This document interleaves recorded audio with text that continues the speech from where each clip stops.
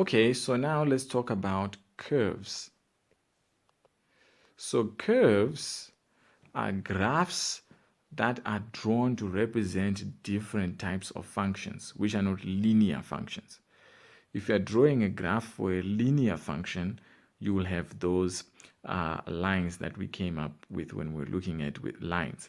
So when you are drawing the graph for a function y is equal to mx plus c, you will get a line.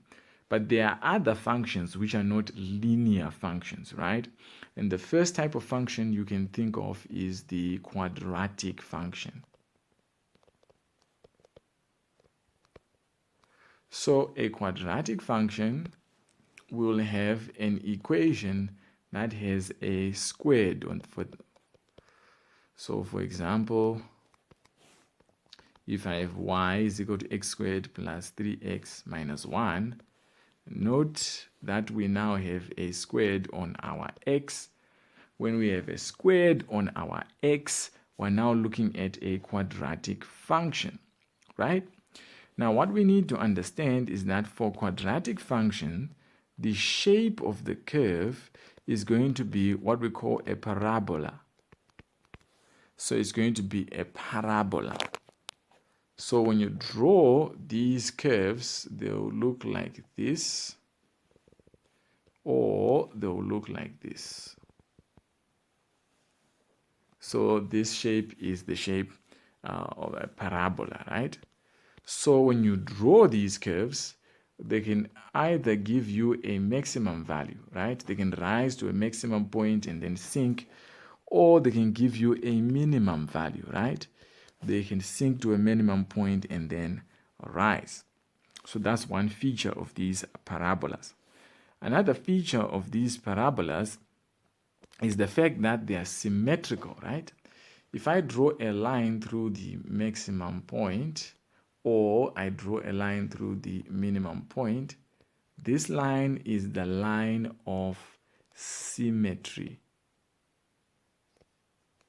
It means it divides the parabola into two identical halves, right? A line drawn through the maximum or minimum point, a vertical line drawn through the maximum and minimum point, divides the parabola into two identical halves. So such a line is known as the line of symmetry. So that's what happens when you have quadratic functions and parabolas.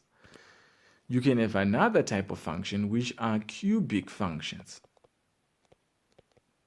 So a cubic function, your powers now rise all the way to cubed. So if I have y is equal to x cubed minus 3x, if your powers are now going all the way to cubed, right, or power 3, this is now a cubic function. Now a cubic function will have curves which look more or less like this. The curve can be rising, sinking, rising again, or it can be sinking, then rise, then sink again. So these are the two types of curves you can expect to see for your cubic functions. Note, for these cubic functions, you cannot identify any minimum point because we don't know how far up that's going to end up going. We don't know how deep that's going to end up going. So we don't know. We do not identify maximum and minimum points for cubic functions. And we also do not identify any line of symmetry. These are not symmetrical.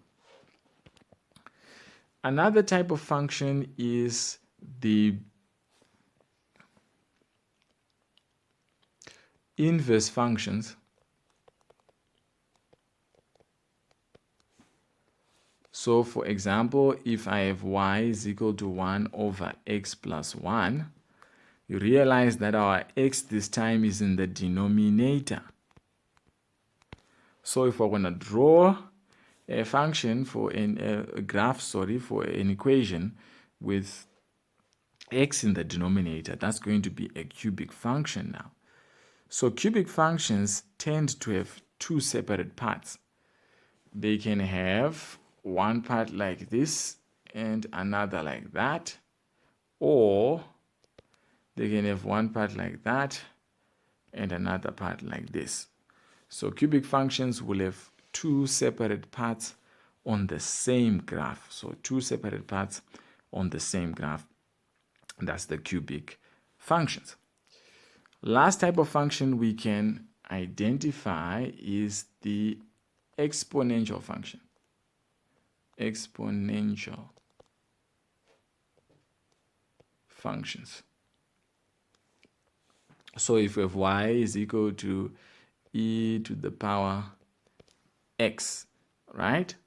So these ones, you can expect a rapid rise like that. So that is an exponential function, right? Remember, this is your y-axis and that's your x-axis.